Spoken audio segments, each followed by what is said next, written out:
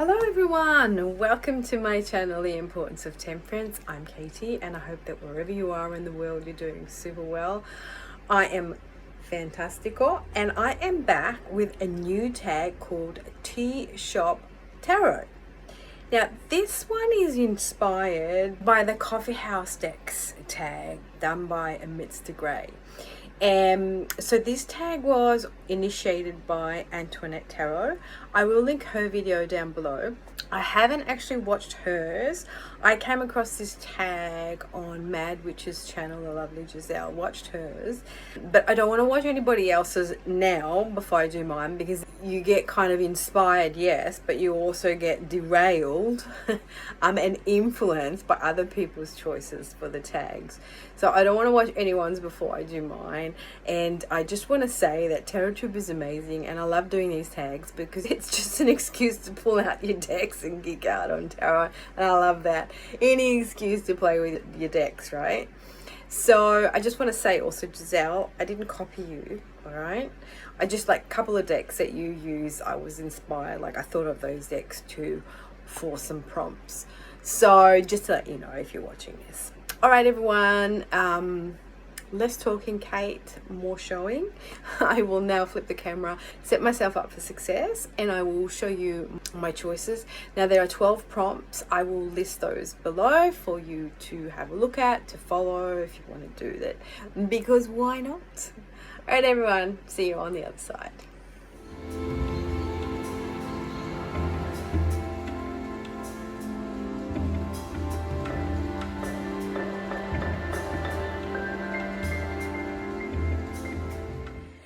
All right, guys, here we are, surrounded by tarot decks. I hope the glow or the glare isn't too much. I'm filming at nighttime inside. So, first prompt, English breakfast. We're going by, obviously, the names of teas here. So, zesty wakes you up, gets the brain working, and it's one of those kind of like tarots that are a bit snappy. So for this one, I have to say it's the Thoth or Thoth Tarot. To me, this is one of those decks that is quite zesty. Like, it gives you that wake-up call, gives you a bit of a boot up the bum. It's one of those decks that kind of has a message which is quite punchy, and you know, it gets you thinking, it gets you acting, it gets you, you know, boom, boom, boom, so to speak. I've had this deck for quite some time and I have been working with it. More recently, I worked with it over February, just because I feel like this deck embodies the Aquarian kind of vibe and the new Eon coming in. It has a lot of occult symbolism in there, esotericism. It brings in a lot of interesting information from the Kabbalah to, you know, like Hermeticism, to alchemy. I'm very interested in alchemy and, you know, the great work. And so to me, this deck brings all the elements that I am interested in. And with the new book I got, and now I forget what that book is, but I'll link below for you. It's just like opened up this deck for me, and it's made it easier to work. Now I have the Book of Thoth, very interesting, very full on information. I mean, I get the gist of it, like I get where Crowley is coming with it, but he keeps on referring to other books and other works that I haven't read, so it's not really clear what he means a lot of the time if you haven't had those other readings. So, you know, like, I also interpret this not necessarily very strictly based on, you know, the Crowley system, so to speak. To me, this is a system very intuitively readable, but also you can just refer back to your knowledge of the RWS. You don't have to necessarily read this with the Thoth system. I mean, there's numerology there, there's depictions, the meanings are pretty much the same at the end of the day. It's just they've just got extra symbols on them. So I just find this deck very intriguing. I'm enjoying it more and more. All of February, it's just blown my mind with the readings that I got out of it. So this is my zesty wake up, get the brain going deck. The next one is your afternoon tea. That is a deck that is simple, accessible, and gets the job done. Now, for me, that is the Crow Tarot. This deck here has really kind of like easy vibes to it. You know, you just get it, it gets the job done, you read with it. It's just nice, easy. I understand it, it speaks to me, it's got a nice vibe. And you just kind of like, oh yeah, that's what that means. And for me, this is really super easy, and I just grab it and I read with it really well. I have no problems whatsoever. I love the imagery on it. I don't have a lot of animal decks, but this is one of those animal decks that speaks to me. Crow or the raven is one of my animal spirits. There's a lot of crows around my place, and sometimes you hear them, sometimes they're very present, sometimes there's not. And this deck is from MJ Colonine. I also have the Urban Crow Oracle deck, and I work with that in conjunction with this deck, and it just really gives me really, you know, easy, accessible reads and that are simple to understand. So that is my afternoon tea deck, which is the Crow Tarot. Next one is the Special Blend, a deck you need to take your time over to uncover the layers. It has to be one of my newest decks to my collection. It's an analog collage deck, and this is not for the faint-hearted because it does have a lot going on in the images, and you do need to be able to take your time over it, looking at the images, trying to uncover, you know, the meanings. There's various meanings to be found in this deck. It's kind of its own system at the end of the day. And you look at the image and you could be attracted by one particular detail, and that will take you off on a tangent. So I would say that this is one of those decks that it takes time to uncover, and it is multi-layered. I got this deck on a whim. It came to me, it made itself present to me. It's another deck that is an Aquarian age deck, I feel. I got this secondhand off eBay, and I'm really glad I did because I've been getting some fantastic reads off of this. It speaks to me, and I get it. I use the I do use the guidebook a lot in this, and the guidebook gives me really great kind of insights into, you know, whatever it is that I'm asking, or the card that comes up for me for that day, what I have to kind of address. And I have edged it in this nice green that matches the borders. I also am waiting for a beautiful pouch that I've ordered off the lovely Giselle. I'm so excited. All right, next prompt is number 4, and it's mint tea.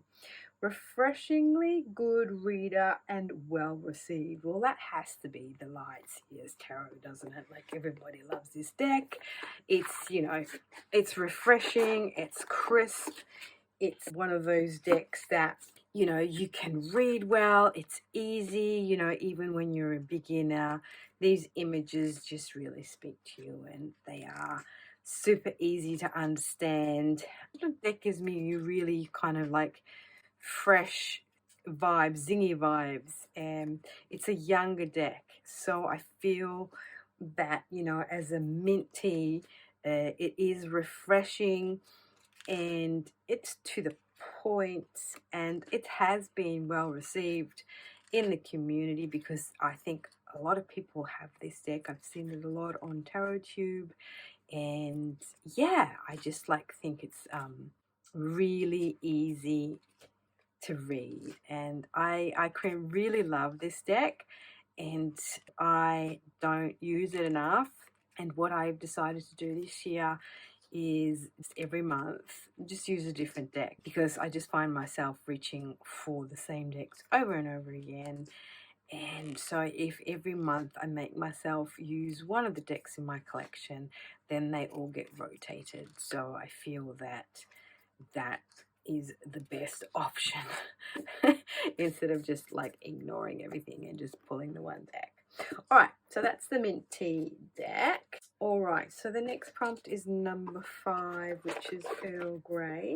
Classy, sophisticated, a bit fussy, with hidden floral undertones. Now, I think this is the only kind of classy deck I own, to be honest. This is the Soul cards. Beautiful rose petal box, and this is an indie deck I got from the US, and you know, with hidden floral undertones. Hello, look at these beautiful backs. They smell so nice, and they've got this, you know, rose petal finish and this, you know, gold foiling or cold stamp. And to me, this is a bit classy. It is a bit sophisticated. I feel it is a little bit fussy, but at the same time, it kind of speaks to me. Yeah, I know it's pippish, and a lot of people don't like pips, but to me, for some reason, it speaks to me more in light codes. Now, I don't know if people are familiar with what light codes or light language is, but some people do have the gift of being able to download these codes and speak them in this language. And to me, this deck is a soul deck, like in a sense that it speaks to me on a very high level, like a high vibrational level, when I am receiving downloads and messages from above, from my team of highest light and spirit. I tend to use this deck to get clarity. So this is how I use this deck. But in this instance, I'm pulling it up because it's like the classy, sophisticated, you know, deck that looks really posh kind of thing, with its gold gilding on the side with these beautiful feeling, you know, rose petal finish, and the blinginess of it kind of thing. So that's the Earl Grey deck. Now, next prompt is Sencha Rose Green Tea, a deck that is rich, indulgent, and makes you feel a bit extra. So to me, that's the good tarot. I feel like the good tarot is that tarot deck which is indulgent. It kind of is, you know, rich, and it does make you feel a little bit extra.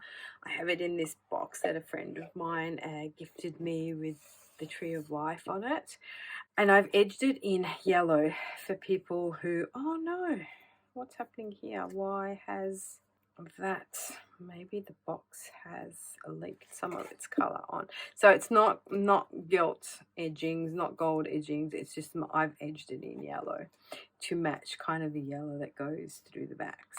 Yeah, so oops, I've got it back to the front upside down, maybe, who knows what's going on. Yeah, so to me this deck is a little bit extra. It's soft, it's a very feminine vibe. It's one of those decks that gives you love and softness. And if I need to tap into some feminine, divine feminine energy, or I need, you know, a deck that makes me feel good, you know, like with that richness of that kind of indulgent feel, I sort of head to this deck. I feel the images are very soothing. They are very nurturing, and they're beautiful images. Again, I don't use this deck enough. It's not one of those decks I do gravitate towards. I only sort of go to this deck, as I said before, when I need some really divine feminine guidance and some nurturing. But it is beautiful. I love it. The only card that I don't love in this deck is this Magician here, because it reminds me of Father Christmas. But I love the Eight of Water. I am attracted to the Eight of Cups in so many decks. It's just super weird. Yeah, so this is one of those decks that I feel are rich, indulgent, and makes you feel a bit extra, or it gives you a little bit extra, right? So that's the good tarot. Now, the next prompt, number 7, is a Nettle Tea, a deck that is balanced and objective. Well, to me, guys, it is the RWS. And when I want a deck that's balanced and objective, I always reach for me good old RWS. Why? Because it's just one of those decks that it just gives me clarity, like straight away, boom. Do you know what I mean? This is the Radiant Wise Spirit Tarot. I love this version, the borderless. I love the colors in this. The line work is a little bit thick, yes, but I just love the colors. They really pop. And to me, the RWS is one of those decks that is, you know, a classic.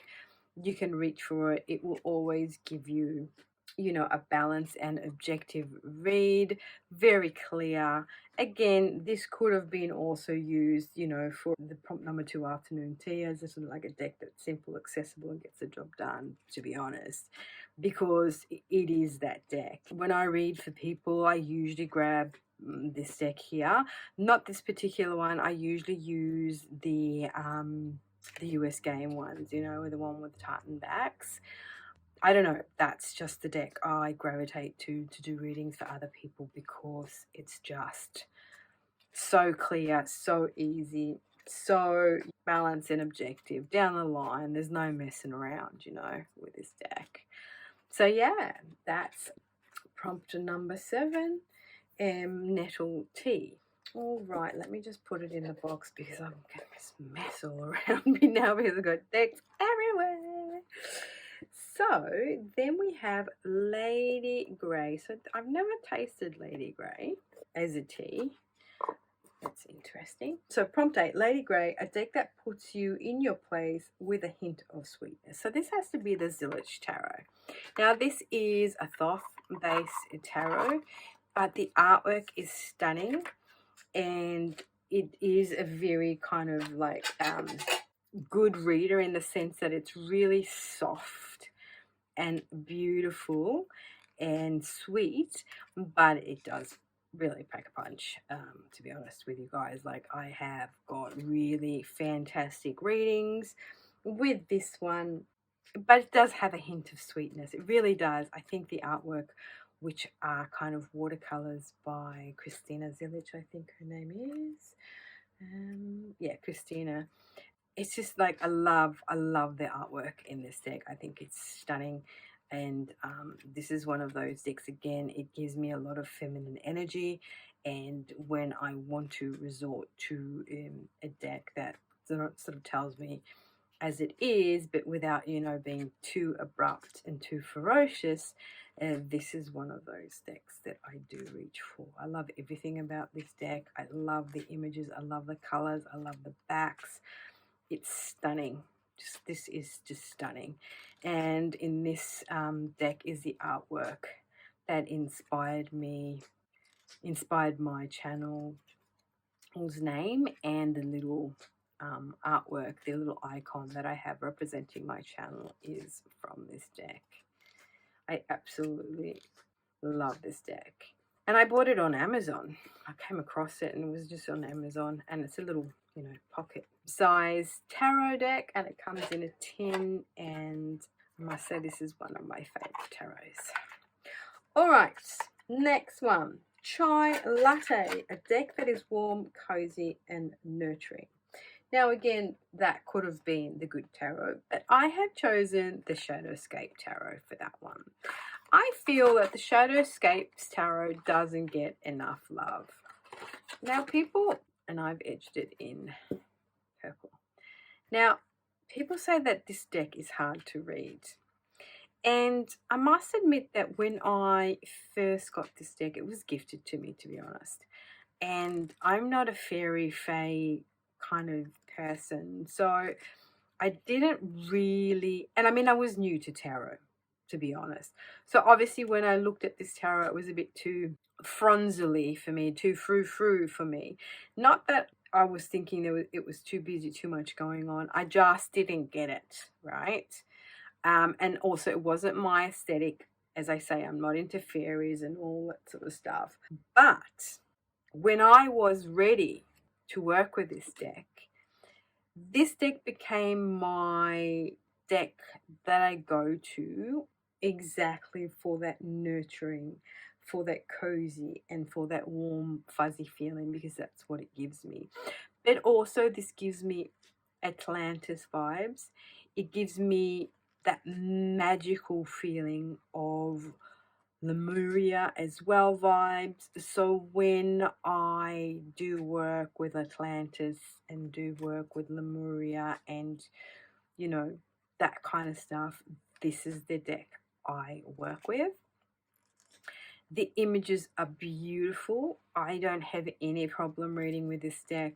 I only read with this deck for myself because it's very personal to me. The work I do with this deck is very personal, very profound. It's part of my spiritual journey. So this deck is only for me, so to speak. I don't use it for anybody else.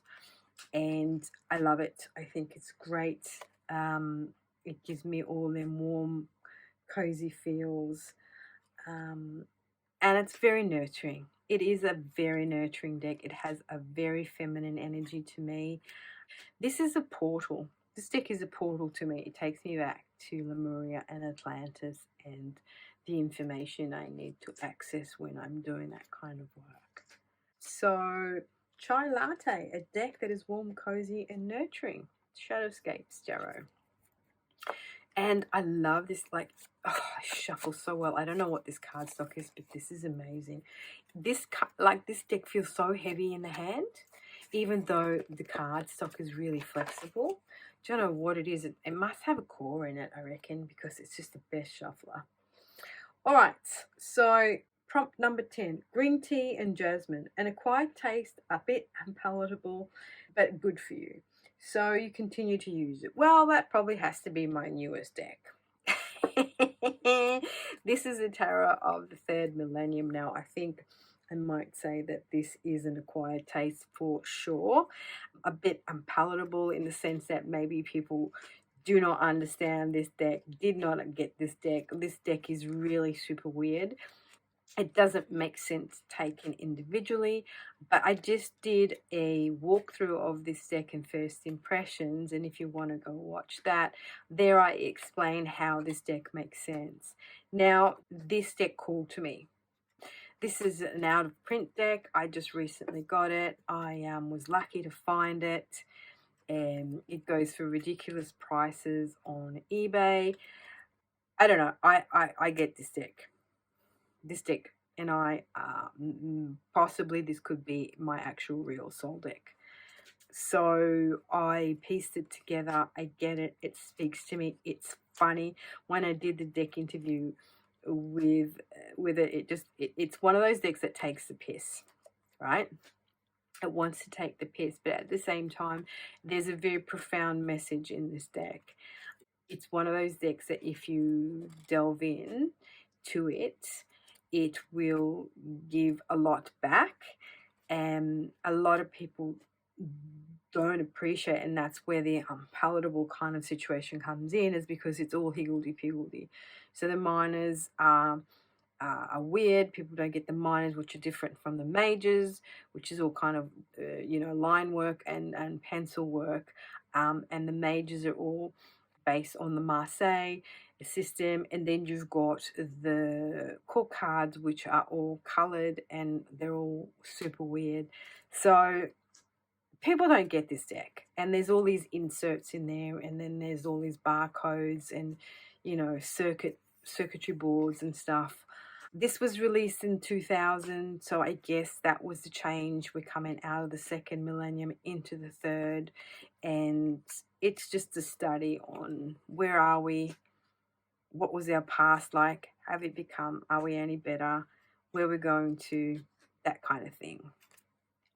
So yes, that's that deck there that Number 10, green tea and jasmine, which is a bit of an acquired taste. I absolutely love this deck.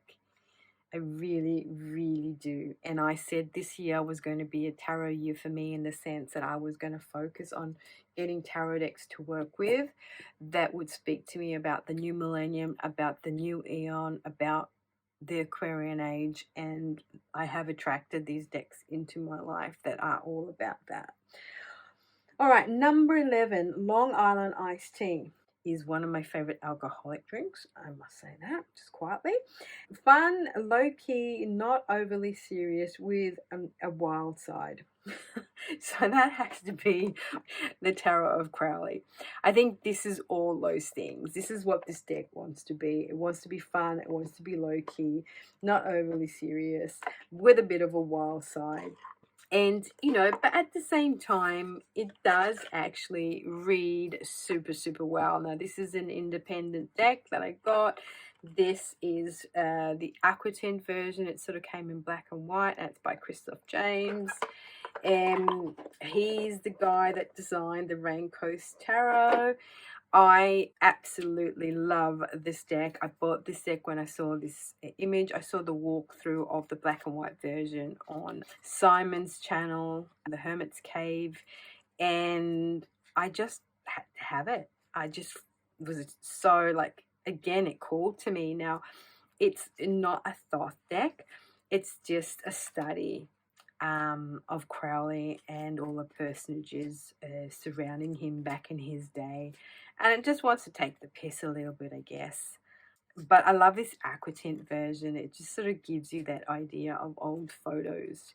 You know how back in the day, in the old photos, you wanted to make them colour, so you gave them this kind of wash, sort of aquatint wash, and it had all these weird colours. Yeah, so that's, oh, and that's my certificate of authenticity. Yeah, so I sort of really enjoy this deck. So, you know, like, there's all sort of different people, characters, Ming the Merciless. It's just weird and fun, and it's got a bit of a wild side to it, but it does, you know, it does read. It does read really well. That's Edward White. Yeah. So, and that's Pixie. And I think this is my favorite card in the whole of this deck. All right, so my last prompt is number 12. It's called Lavender and Chamomile Latte, a deck that helps you unwind before bed.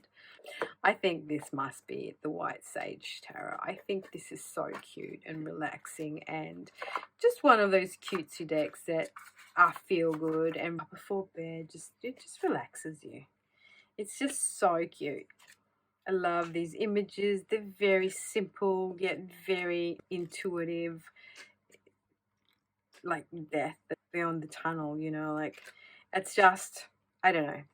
It's a really soothing, this is the word, it's a really soothing deck. And it's just really kind of something to unwind with, I guess, and just make you smile at the end of the day. It is a bit pippish, true, but pips don't scare me. I mean, you know, if you are someone who, you know, knows numerology and can understand what numbers mean, you know, you don't have to kind of be afraid of pips, in my opinion, anyway. And these are illustrated pips too, so it gives you a little bit of something to go to. And I mean, this deck also sort of based on the colors of the chakras as well. So, but just how cute are these little, this is another little animal deck. So, you know, the court cards and the mages are kind of all animals, like the star, the sage, the white sage, and that's the Two of Swords. You know, like, very cute, very, very cute. So to me, this is one of those cutesy decks that are relaxing and could even sort of smell of chamomile and lavender, to be honest. Look at that fool. That fool is everything. So cute. All right, guys. Well, that is it from me. This was the Tea Shop Tarot tag initiated by Antoinette tarot and inspired by the Coffee House deck. Tag by Amidst the Grey, and these were my choices. And thank you so much for tuning in, for hanging out with me, for liking, for subscribing. And until my next one, I hope you all have a great, great rest of the week, and see you soon. Ciao belli.